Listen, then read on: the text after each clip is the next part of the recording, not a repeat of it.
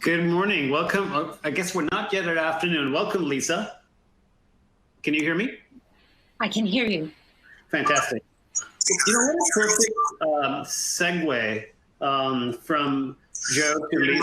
Welcome. We're not yet at afternoon. Welcome. Echo tech support, please. Okay, so what a wonderful transition. You know, we didn't put Joe up to it, but he left us with, you know, a destination for excellence, living by your values and being intentional. So what we're going to talk to Lisa about is really sort of how do we achieve the promise of technology, digital technologies in particular, while minimizing the peril. And you know, if you just follow the news these days, it's so obvious, right? I mean, look at all the examples we featured today of companies that are doing incredible things with technology. But yet right now we can't agree on whether masking is a good thing, whether vaccines are a good thing, whether news is true or fake. And then, of course, you know, all the security threats and ransomware threats that we've been seeing recently. So we have to balance all of these out. And we thought we couldn't find any, but we thought Lisa would be just a perfect person to talk about it. She's on several boards.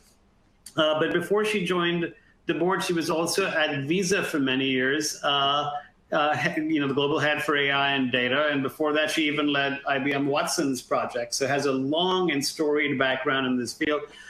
So welcome, Lisa. And Thank you. Talk a little bit about yourself and just, you know, like a little introduction to who you are and how you got to where you are today, and then we'll switch to the actual subject of this session.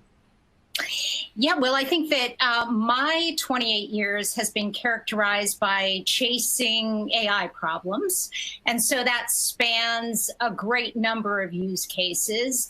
That has not only been on the medical side, where we've been looking at drug discovery and how we use genomic data in different ways to become far more targeted in our brethren UCSF, right, a little bit up north, as well as looking at retail problems, how we reimagine the shopper experience, all the way to what I would really call some of our thorniest issues in banking, right, on the institutional side.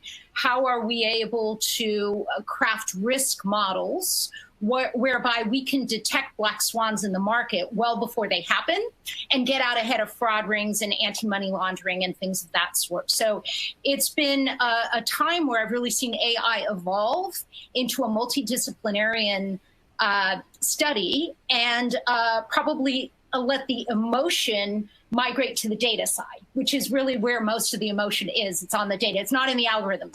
Algorithms are pretty old, and that dragon was slain about 60 years ago with most of them.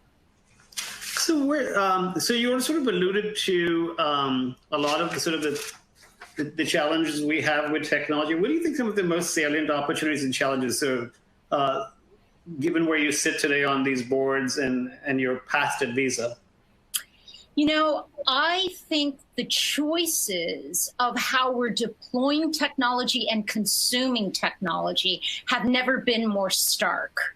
So what I mean by that is if you're on the consumption side, I think that you're finally in a position to choose how you control your own data, which services you elect to use. I think that there's transparency around the social responsibility of some of the technology vendors. And I think you now opt in and out far more easily than you ever have been. So that's, you know, we have a whole set of waves going on the consumer side. But then on the creator side, or, you know, the enabler side, I think we're seeing that, you know, there are a number of different shifts that are occurring in things as varied as distributed networks, where we started with a big cloud and everything was really centralized, and the promise of that was sharing and flexing resources. And now we've broken up into, you know, hundreds of thousands of points of light in point-to-point networks. So that's changing. And then, of course, the implications of that change on the enabler side would be, you know, what's your story around creating a more intimate customer experience or employee experience? Are you going to be using even all the way down? We had some presenters, Sterling, for example, talking about autonomous vehicles. Are we going down to the chip level right now, whereby things that we did at IBM while I was, running Watson, beating chess champions, where the instruction set drills down into those individual chips, and we grid out the analytics in very unique ways. And so, I think if you're looking at the technology shifts as an enabler right now, you really are reinventing yourself probably in the next 3 years. So let's switch to something that, Joe touched on. The pandemic is having, as we're reading every day, very unequal effects on different segments of the population. And yes. The University of California is enormously committed to diversity, equity, and inclusion, equity and inclusion. And we've all read about sort of the challenges with AI, and I think you have some wonderful examples of sort of, there's not much you can do about people who have conscious bias and want to sort of act on it. But I think that most people are well-meaning, and sort of some of these outcomes surprise them. Talk to us a little bit about what you see in the world of AI around bias, unconscious bias in particular. Yeah, here I find myself speaking to a professor, so I'm going to grade us as an industry.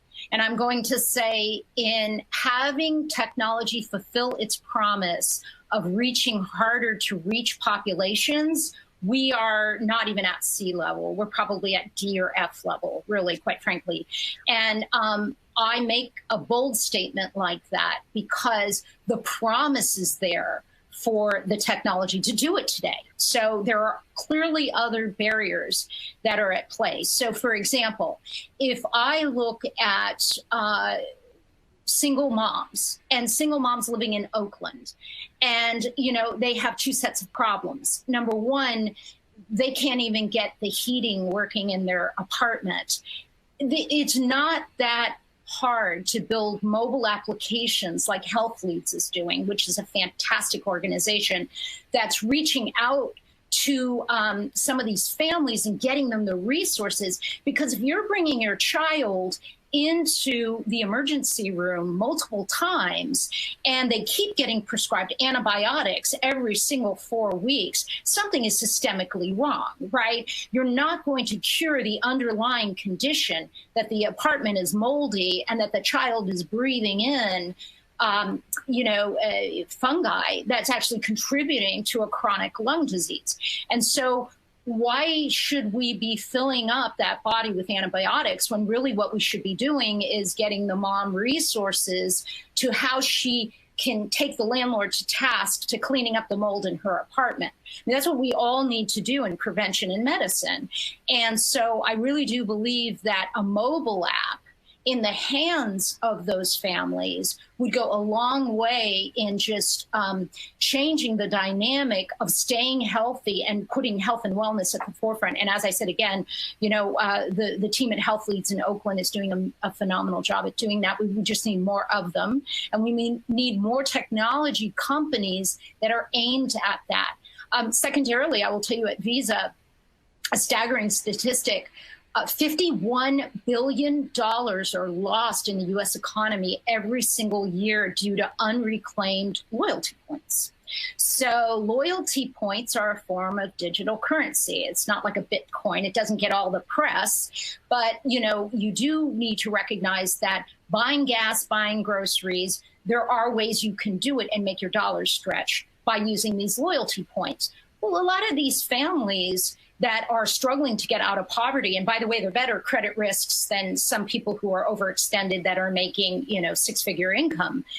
Those families don't know about how to leverage those loyalty programs. They don't know how to make those dollars stretch. And this is a perfect use of AI. And we just don't see a proliferation of systems out there or enablement. Now, Sherry Riva is doing a fantastic job in that front. I have to give her a shout out. She was #1 in her class at Harvard Kennedy, and she has founded Compass Capital to go after those families. But we need more Sherrys. We need more technology partners to partner with Sherry.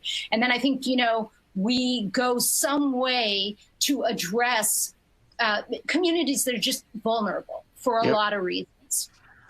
Yeah, a few years ago, we featured the CEO of Heal, which is the home healthcare company. And they had very much the same insight as you did, which is when you see somebody at home and you're actually examining them in their house, you see a lot of different things that are not reported in a medical office visit, for example. But I do want to touch on something that you did tell me before, which is it may be easier because of these systems for somebody who's mortgaged to the health, but has a high income, to get a loan compared to a single mom. Let's go back to Oakland, who's actually paid all her bills on time, but would get marked down by the way some of these systems are actually developed. Can you speak to that, sort of some of these implicit biases that we probably don't even know that we're codifying? Absolutely. So anytime you're thinking about credit risk or worthiness that play a role into extending the assets or, the credit that you're giving to people, those are run largely by decision trees, right? A very understood form of AI. And the decision tree branches out on nodes. In fact, it has weighted attributes, and depending on how those attributes are weighted, it forks out the tree, and the tree is dynamically created. And so if you're looking at the standard way in which people are evaluated, the very first fork on that tree will be, are you married? Because are you married determines how you are risk worthy, right? And in fact, you could do a simple experiment on your own. If you go out with a friend of yours to mylife.com, and I don't know if they still have this service up, but if you check your own, score, if you're with a friend of yours who has never been married, and it's you who has been married, and you ask to type in your score, you will see a dramatic difference in terms of how people are scored based on their marital status. And that is just a legacy of the way these trees were built long ago, and they've never really been thought to change. But in reality, the algorithm should be a lot more sensitive than that, because I would say that just looking at it kind of as an investor, which I have been, if I'm looking at two people and I'm looking at one person who's married and they have, the $5 million house and the boat and the 3 cars, and, they're just very overextended and they're living a life, versus somebody who's paid off all their bills and they're ready to buy a house and they're getting themselves out of poverty. And it's a single mom. She's never going to be married, but, she has 2 kids. Who do I really believe is probably going to be making their monthly payment?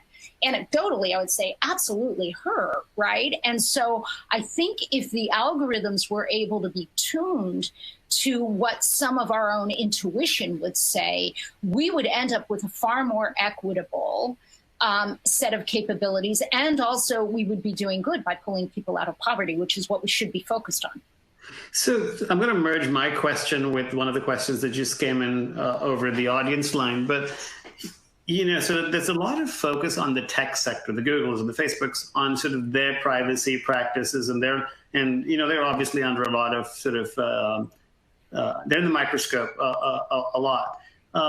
And then the question is, in your opinion, to what extent do you think the technology industry are being ethically responsible to their creation and not just data collection driven? And I don't know if you can see the book on my shelf, but I've got Surveillance Capitalism behind me somewhere. And I'm curious about so there's one is the focus on the tech sector, but Visa's sort of a tech company, not officially one, but of course it is.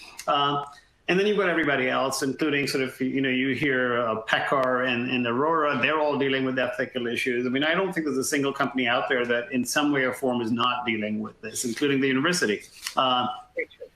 What's your sort of overall perspective of sort of this, I don't even know what the right word is, but tension between being data-driven to drive efficiency and performance and being sensitive to the implications of what it is you're building?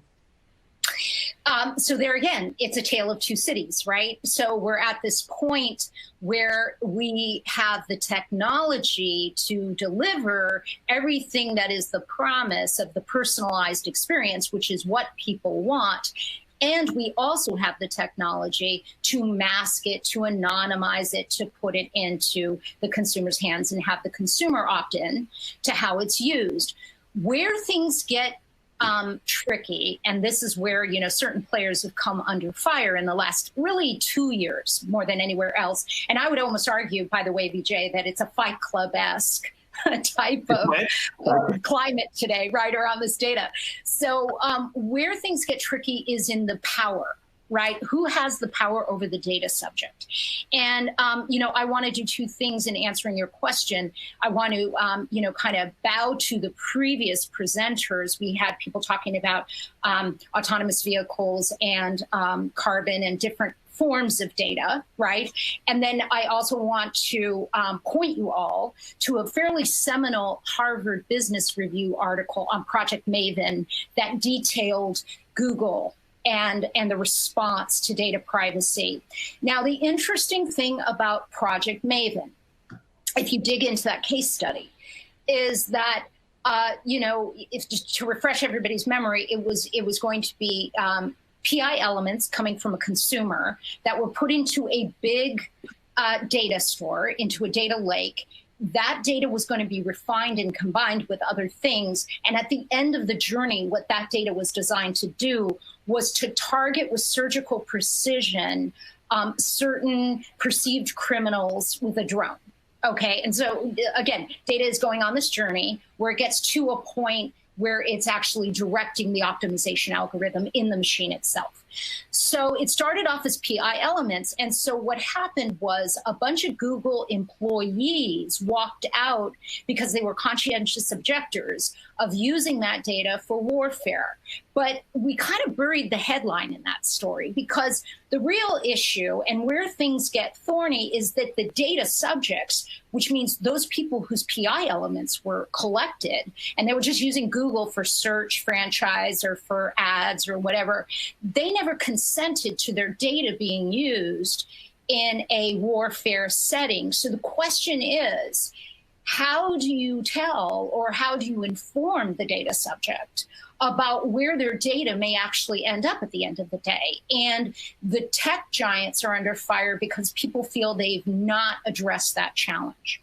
And so because we have this power shift, now we usher in the era that I get involved in, where I sit on ethics boards. And people start saying, okay, what are the ethics of using this data? In what cases do we have people opt out of their PI elements? So, the employees are kind of a sideshow.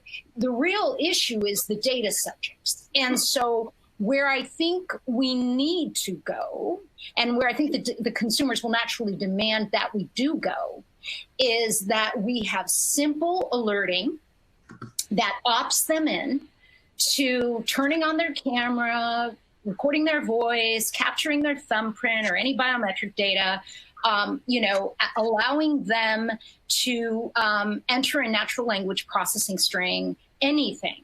You will need to let them know that, they have to opt in and there are security concerns in doing so.